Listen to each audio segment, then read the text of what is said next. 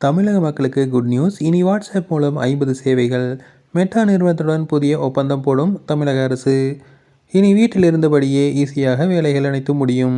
தமிழகத்தில் பொதுமக்கள் சேவைகளை டிஜிட்டல் மயமாக்கும் முயற்சியில் ஒரு பெரிய முன்னேற்றமாக தமிழ்நாடு அரசு வாட்ஸ்அப் மூலம் அரசு சேவைகளை வழங்கும் புதிய திட்டத்தை அறிமுகப்படுத்த உள்ளது.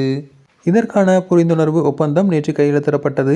இந்த நிகழ்ச்சியில் தகவல் தொழில்நுட்பம் மற்றும் டிஜிட்டல் சேவைகள் துறை அமைச்சர் பழனிவேல் தியாகராஜன் மற்றும் மெட்டா நிறுவனத்தின் இந்திய வர்த்தக மெசேஜ் பிரிவு இயக்குனர் ரவி கார்க் ஆகியோர் கலந்து கொண்டனர்.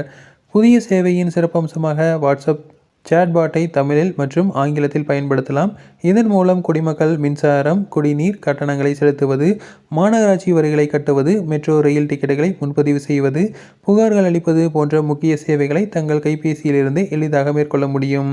இனி சேவை மையங்களுக்கு செல்வதற்கோ பலமுறை அலுவலகங்களை நாடுவதற்கோ தேவையில்லை. மக்கள் எங்கு இருந்தாலும் எந்த நேரத்திலும் நேரடியாக சேவைகளை பெற முடியும் என்பது இதன் சிறப்பம்சமாகும். முதல் கட்டமாக மாநிலம் முழுவதும் உள்ள 50 அத்தியாவசிய அரசு சேவைகள் வாட்ஸ்அப் மூலம் கிடைக்க உள்ளது.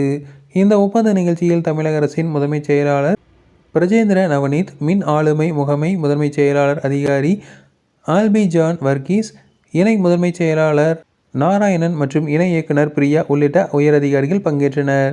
இந்த டிஜிட்டல் சேவை விரைவில் தொடங்கும் எனவும், தொடங்கியவுடன் மக்கள் அதனால் அதிக அளவில் பயன்பெறுவார்கள் எனவும் எதிர்பார்க்கப்படுகிறது. தொடர்ந்து இதுபோன்ற செய்திகளுக்கு எங்கள் சேனலை சப்ஸ்கிரைப் செய்யவும்.